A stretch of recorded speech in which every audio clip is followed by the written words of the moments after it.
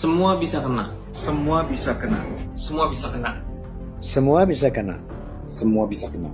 Semua bisa kena. Semua bisa kena. Semua bisa kena. Semua bisa kena.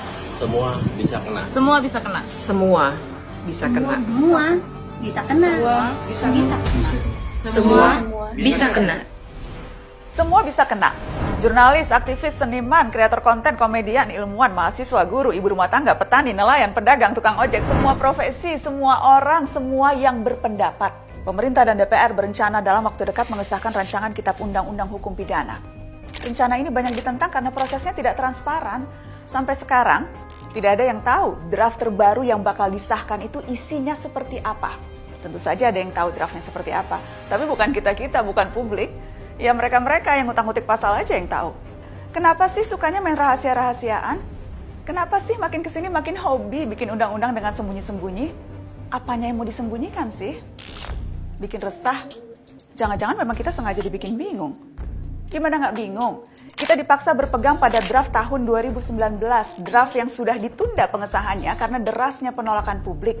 Draft yang memuat banyak pasal bermasalah. Itu juga yang jadi alasan Presiden Joko Widodo menghentikan pengesahan RUU KUHP saat itu. Draft yang hingga kini masih memuat banyak pasal kontroversial. Beberapa bahkan sangat genting sebab mengancam kebebasan berekspresi dan berpendapat karena memidanakan orang-orang yang dinilai melakukan penghinaan terhadap pemerintah dan penguasa. Mari lihat beberapa pasal bermasalah ini. Pasal 353 dan 354.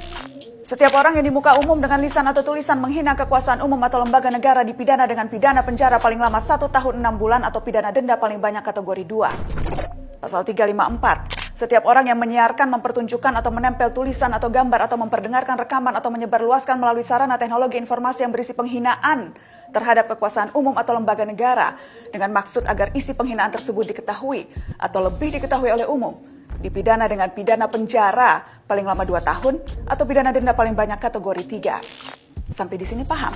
Kalau belum, mari kita bedah sama-sama. Semua aturan pidana itu pasti ada tujuan hukum yang ingin dilindungi. Misalnya, melindungi harta lewat larangan mencuri, melindungi nyawa lewat larangan membunuh. Jadi mari lihat lagi pasal-pasal ini, apa tujuan yang mau dilindungi.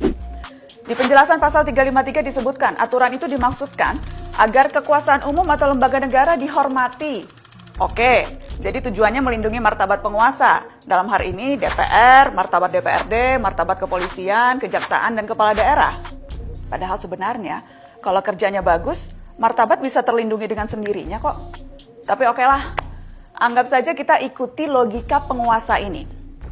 Nah, tujuan ini dalam konteks HAM perlu diuji dan diseimbangkan dengan tujuan lain jika berbenturan. Dalam pasal-pasal ini tujuan menghormati kekuasaan berbenturan dengan melindungi kebebasan berbicara publik. Pertanyaannya, mana yang harus didahulukan? Memang dalam Undang-Undang Dasar dinyatakan hak asasi tertentu termasuk berekspresi boleh dibatasi. Pasal 28J ayat 2 menegaskan hal itu. Tapi dalam konteks HAM, pembatasan itu harus memenuhi beberapa prinsip. Diatur dalam undang-undang reasonable atau beralasan, necessary atau dibutuhkan, dan proporsional atau tidak berlebihan. Mari kita lihat. Apakah pembatasan kebebasan berbicara atas nama menjaga martabat lembaga negara ini beralasan dan dibutuhkan? Perlu dibuktikan. Ketiadaan aturan ini bakal merugikan lembaga negara dalam menjalankan fungsinya. Satu lagi, apakah ini proporsional? Dalam arti tujuan yang ingin dicapai tidak menjegal tujuan lain yang lebih besar. Dalam hal ini ya kebebasan berekspresi. Ingat pasal 28 Undang-Undang 45 sakral. Kalau kita mengaku sebagai negara demokrasi, tanpa kebebasan berserikat, berkumpul, dan berpendapat, tidak akan ada demokrasi. Yang ada hanya demokrasi di atas kertas. Datang ke bilik suara, nyoblos, udah deh. Giliran lagi janji-janji, malah dipidana. Di negara demokrasi, kebebasan berekspresi menjadi hak sangat fundamental bagi jaminan pelaksanaan HAM lainnya, termasuk untuk menyuarakan, memperjuangkan hak-hak lain ketika negara luput memenuhi.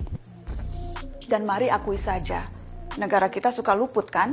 Atau jangan-jangan bagi pembuat undang-undang, derajat penguasa memang dinilai lebih berharga? Wah, udah kena kalau gini pola pikirnya. Selain tidak terlihat adanya proporsionalitas, definisi penghinaan di RUU KUHP masih kabur. Apa ukurannya semua ucapan atau tindakan masuk kategori menghina? Lagi-lagi karet. Nggak cukup Undang-Undang ITE bikin gempar terus. Masih kurang ya Undang-Undang ITE? Terakhir, kita bicara asas hukum, equality before the law. Semua pihak sama kedudukannya di hadapan hukum. Diperkuat putusan Mahkamah Konstitusi yang menekankan asas persamaan kedudukan antara pejabat dan warga negara di hadapan hukum. Jika warga bisa dipidana karena menghina lembaga negara, apakah pejabat lembaga negara juga bisa dipidana karena menghina warganya secara umum? Sering kan kita dengar pejabat bilang, masyarakat kita masih bodoh, masih malas, kebanyakan ngeluh, bangsa nyinyir, kritik doang, nggak ada solusi.